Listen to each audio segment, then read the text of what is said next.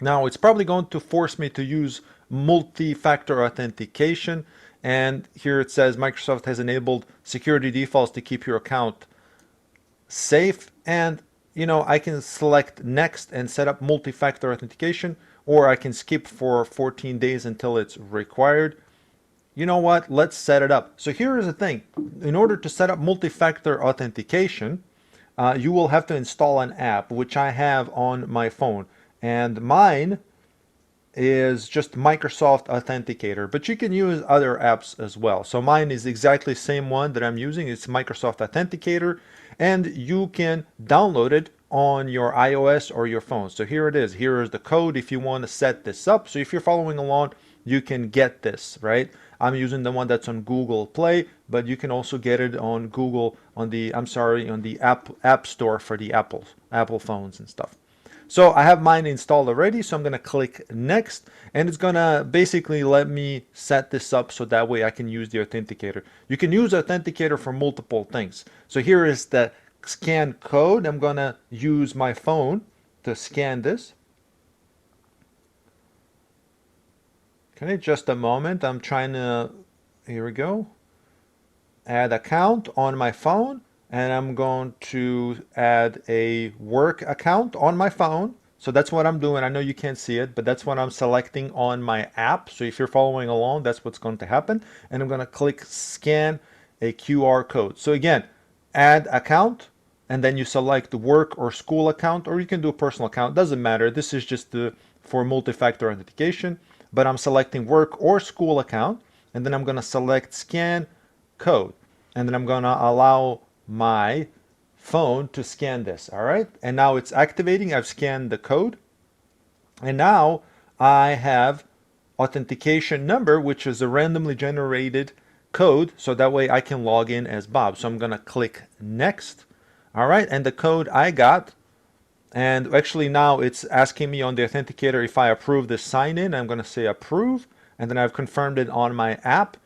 And then now I have randomly generated code that I'm going to use, and it's called one-time password code as well. And see, now it approved automatically. Notification is approved because I've selected it on my phone. And it says here, Microsoft Authenticator app was successfully registered. I'm going to select done. And well, I guess it didn't ask me for the first time. I guess that's one way to verify it. But I do have a code here that it's just one-time password, so maybe next time I log in, we're going to have to use that. All right, well, here we are. We're logged in, so it doesn't matter. But now you know how to set up multi-factor authentication for the user. So if the user calls in and I need help setting this up, now you know how to do it. This is very important when you're doing tech support. Tech support like help desk, desktop support. Anytime anybody needs help, it could be your manager, it could be CEO, it could be a director, vice president, I don't know, it doesn't matter. You can help them now. All right, I'm going to sign in. I've changed the password. I'm going to sign in as Jasmine, and then we're going to just kind of quickly go through. And notice this one didn't ask me for Authenticator, so I'm assuming here that Authenticator probably works on the computer level, which is something I didn't know. I thought it was going to also ask me to set up Authenticator for Jasmine Law. Let me just double check my Authenticator app on my phone, and I'll tell you which ones I already have set up on my phone. And I have Irvin, I got Sally Mo, and then I've got Bob. I do not have Jasmine Long set up on my Authenticator, which is unusual, but it's something that we can certainly double check and enable in Azure Active Directory. So that's okay. Let's see if multi-factor authentication is enabled for Jasmine Long, right?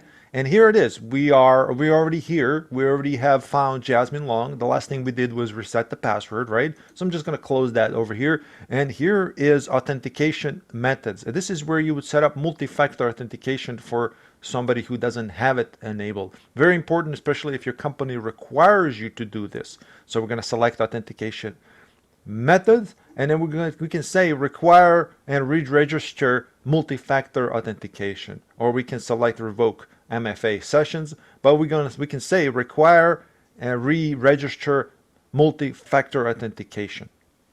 Okay, then we're going to select that. Operation complete. Now let me see if it's actually going to force it, and It really should, because that would be kind of embarrassing if it didn't, right? So we're going to sign out again. And matter of fact, let me see this. I'm going to close this browser. I'm going to reopen it.